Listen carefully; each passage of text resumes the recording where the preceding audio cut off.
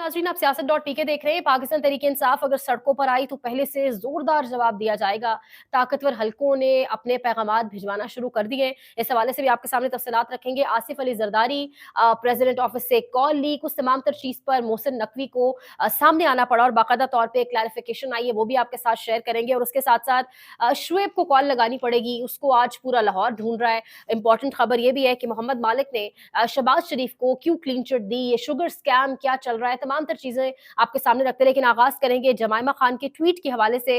इमरान खान के दोनों बेटे कासिम और सुलेमान पाकिस्तान आने का ऐलान, उसके बाद एक पैनिक मोड के अंदर हुकूमत का चला जाना। वो हुकूमत, वो शख्सियात जो हमें कहती हुई दिखाई दी बारहा कि इमरान खान लोगों के बच्चों को सड़कों पर रुलने के लिए ले आता है और इमरान खान के अपने बच्चे मुल्क में मौजूद नहीं है। लेकिन जब उन दोनों बेटों ने फैसला किया कि बाप की रिहाई के लिए वो पाकिस्तान आएंगे, और इससे साथ साथ ये भी कहा जा रहा है, जो खबरें इस वक्त गर्दिश कर रही हैं, कि वो पहले अमेरिका जाएंगे, वहां पर उनकी कोई अहम तरीन मुलाकातें ऑलरेडी स्केड्यूल्ड है, और उसके बाद वो प्रेस के साथ यानी मीडिया के साथ पाकिस्तान पहुंचेंगे। लेकिन उसके साथ ही गवर्नमेंट इस कदर पैनिक कर गई, गिरफ्तारी की खबरें चलवाई गई। जमाइमा आप ट्वीट कर रही हैं, वो कह रही है, my children are not allowed to speak on the phone to their father. He has been in solitary confinement in prison for nearly 2 years. Pakistan's government has now said if they go there to try to see him, the two will be arrested and put behind bars. This doesn't happen in a democracy or a functioning state. This isn't politics. It's a personal vendetta.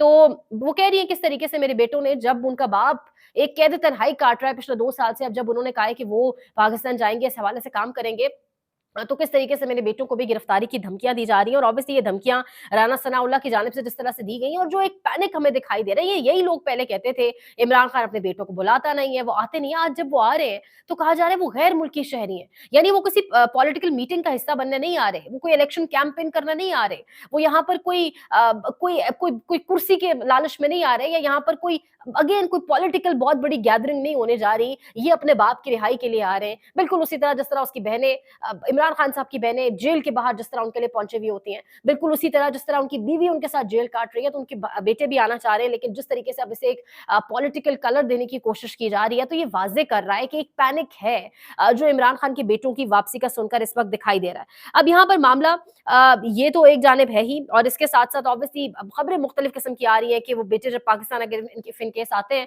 तो उससे पहले शायद कोई ऐसे हालात declare कर दिए जाए, कहा जाए कि भारत पाकिस्तान के साथ कोई फुल स्केल वॉर करने जा रहा है, और शायद इसलिए जो बरतानवी एम्बेसी है वो अपने लोगों को वीजा जारी ना करे पाकिस्तान के लिए। तो मुख्तलिफ चीजें की जा सकती हैं, कोशिशें की जा सकती हैं किसी तरह उनका रास्ता रोकने के लिए। हम जानते हैं कि यहाँ किस किस किस्म के दिमाग बैठे हुए हैं। अब यहाँ पर चीनी के हवाले से एक जो स्कैम चल रहा है उस पर भी आपके सामने खबर रखेंगे, और चीनी के हवाले से मुल्क में अगर कोई खड़ा हुआ हमेशा इस पूरे शुगर माफिया के खिलाफ, तो हम जानते हैं कि इमरान खान किस तरीके से उन्होंने एक रोकने की, एक फुल स्टॉप लगाने की कोशिश की, लेकिन वो नहीं लगाने दिया गया उन्हें, और किस तरीके से उन्हें एक बैकलैश अपनी पार्टी के अंदर से फेस करना पड़ा। अब यहाँ पर चीनी एक्सपोर्ट की गई पहले, और उसके बाद जब वापस मंगवाई गई उस पर भी सब्सिडी, यानी जिस तरीके से जो कुछ हो रहा है, जिस तरीके से माफिया लूटे चला जा रहा है पाकिस्तान को। लेकिन यहाँ मोहम्मद मालिक साहब एक तज्जिया कर रहे हैं, वो क्या कह रहे हैं ये सुनिएगा। कितने मिनट हुए? मुझे 200% कंफर्म खबर है कि प्राइम मिनिस्टर एक्सपोर्ट नहीं करना चाहते थे, और बड़ा फिर प्रेशर था। फिर प्राइम मिनिस्टर को लाहौर बुलाया गया, एक खानदानी मीटिंग सी थी, और वहां इस किस्म तक की बातें हुई कि अगर इतना काम नहीं कर सकते तो फिर वजारत उज़्मा छाड़ दो। चीनी की प्राइसेस जिस तरीके से फैक्ट्री वाले भी ऊपर नीचे करते हैं, लेकिन यहाँ पर मोहम्मद मालिक साहब ने एक क्लीन चिट दे दी है शहबाज शरीफ को, और वो कहना ये चाह रहे हैं कि शहबाज शरीफ जो है वो चाहते नहीं थे ये सब करना, लेकिन उनसे जबरदस्ती खानदानी मीटिंग में कराया गया। अब शहजाद अकबर साहब कुछ लिख रहे हैं, वो कह रहे हैं कि फवाद चौधरी का कोई ट्वीट है इसके जवाब में, वो कह रहे हैं कि both scams were in play during PTI term 2, but Imran Khan is the only leader who not only held full inquiry of both scandals as per the law, but also the only one who made reports of commissions public and exposed big money. Basically लुबे लुबाब ये है इस पूरी tweet का, वो कह रहे हैं कि एक वाहिद इमरान खान था जिसने इस दोनों ये जो शुगर माफिया और शुगर स्कैम्स हैं जो इसके खिलाफ जो है बात की, तमाम तरह स्कैंडल्स के खिलाफ इंक्वायरीज बिठाई, उनको पब्लिक किया, और इसके साथ साथ रिपोर्ट्स बनवाई। लेकिन पार्टी के अंदर से बहुत ज्यादा ज्यादा इमरान खान को मुखालफत का सामना करना पड़ा, फॉरवर्ड ब्लॉक्स बने और पॉलिटिकल प्राइस भी इमरान खान ने पे किया। और वो तमाम तर किरदार जिन्होंने इसका फायदा उठाया वो आज शहजाद अकबर साहब कह रहे हैं कि एस्टैब्लिशमेंट के साथ अलाइन हो चुके हैं। उनकी लॉयल्टीज, चाहे वो फाइनेंशियल लॉयल्टीज हो, मनी की फॉर्म में, जिस तरह की लॉयल्टीज है वो मिलिट्री एस्टैब्लिशमेंट के साथ है। और फिर इस तरीके से इमरान खान की हुकूमत को डाउन किया गया, गिराया गया। These scammers are today ministers, industrialist and honourable citizens of republic. वो कह रहे हैं कि यही सब आज कोई मिनिस्टर है, कोई कहां बैठा है, कोई कहां बैठा, हम सब जानते हैं। तभी तो एक हाई फाई मीटिंग हुई, खानदानी मीटिंग, और वहां पर कहा गया जी ऐसे करें ऐसे करें, वरना कुर्सी छोड़ दें। और उसके बाद वो सब कुछ हुआ और आवाम को लूटने का एक और तरीका दोबारा से, जो ये काम तो हम कब से सुनते चले आ रहे हैं हमारे मुल्क में, शुगर वाला काम जो होता है, जो शुगर माफिया बैठी है। So the hard reality of Pakistan, Shahzad Akbar sahab लिख रहे हैं कि पाकिस्तान की एक तल्ख ये हकीकत है। अब यहाँ पर एक जानिब ये तमाम तर सिचुएशन है, तो दूसरी जानिब ये अदील राजा साहब लिख रहे हैं, वो कह रहे हैं giving clean chit to PM and blaming Nawaz Sharif. यानी खानदानी मीटिंग में फिर नवाज शरीफ ने कहा है कि नहीं कर सकते, ये तो वजारत आला की कुर्सी छोड़ दें। तो ये इस टाइम जो है वो रिएक्शन आ रहा है। मोहसिन नकवी का भी एक ट्वीट सामने आया। मोहसिन नकवी इस ट्वीट के अंदर आपके साथ स्क्रीन पर शेयर हो रहा होगा। वो कह रहे हैं कि we are fully aware of who is behind the malicious campaign targeting president Asif Ali Zardari. वो कह रहे हैं प्रेसिडेंट शहबाज शरीफ और इसके साथ साथ प्राइम मिनिस्टर शहबाज शरीफ और प्रेसिडेंट जरदारी और चीफ ऑफ आर्मी स्टाफ सब यानी एक पेज के ऊपर हैं। ट्वीट में वो ये बताने की कोशिश कर रहे हैं पाकिस्तान प्रेसिडेंट बड़ा स्ट्रॉन्ग रिस्पेक्टफुल रिलेशनशिप इंजॉय कर रहे हैं अपनी लीडरशिप के साथ और अपनी आर्म्ड फोर्सेस के साथ। ये मैलिशियस कैंपेन स्टार्ट की गई है। इस वक्त फोकस पाकिस्तान की स्टेबिलिटी है, जो इन्वॉल्व है इस नैरेटिव में। यानी इस तरह से वो एक ट्वीट आपके साथ शेयर हो रही होगी स्क्रीन पर, वो ये कहने की कोशिश कर रहे हैं।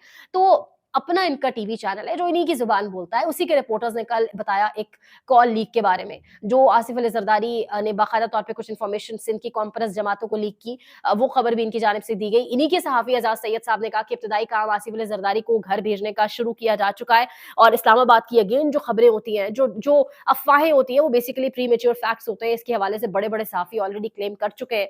तो सिरिल अलमीडा इसी पर कह रहे हैं कि iron rule of politics, if they start denying it something is happening. तो इतने बड़े लेवल के ऊपर, इतने मैसिव लेवल के ऊपर अगर आपको डिनाइल आ रहा है और अगर आप उसको आके एक्सप्लेन कर रहे हैं, क्लैरिफाई कर रहे हैं, तो mean something is cooking behind. और कुछ हो जरूर रहा है, कुछ दाल में काला जरूर है। बहरहाल आगे बढ़ते हैं और बात करते हैं कि दोबारा से वो जो धमकियां थी उनका सिलसिला शुरू हो चुका है। एक जानिब राना सनाउल्लाह इमरान खान के बेटों को धमकियां दे रहे हैं, तो दूसरी जानिब जो ताकतवर हल्के हैं उन्होंने दोबारा धमकियों का सिलसिला शुरू करवा दिया है। मुनीब फारूक साहब कह रहे हैं कि पहले से जोरदार तरीके से इस बार जो है वो डील किया जाएगा, यानी 26 नवंबर से भी जोरदार कोई तरीका होगा जब अपने शहरियों पर गोलियां चलाई गई। ये सुनेगा वो क्या कह रहे हैं। आप इस्लामाबाद, रावलपिंडी कहीं आएंगे तो बहुत जोर का जवाब मिलेगा और उतनी सख्ती से मिलेगा शायद जितनी सख्ती से पहले मिला था, बल्कि उससे भी ज्यादा सख्ती से मिलेगा। किसी को इजाजत नहीं है कि वो नक्शे अमन फैलाए, इंतशार फैलाए और कोई किसी किस्म की गैर कानूनी हरकत करे। पीटीआई कहती है हमने पुरअमन एहतजाज करना है। माजी के एहतजाजों में क्या पाकिस्तान तहरीक इंसाफ पुरअमन थी? जो तैयारियां गंडापुर साहब खैबर पख्तूनख्वा से करके आए, क्या वो पुरअमन एहतजाज की शादियाने बजाते हुए आए थे? ये जवाब मैं आप दोस्तों पर छोड़ता हूं।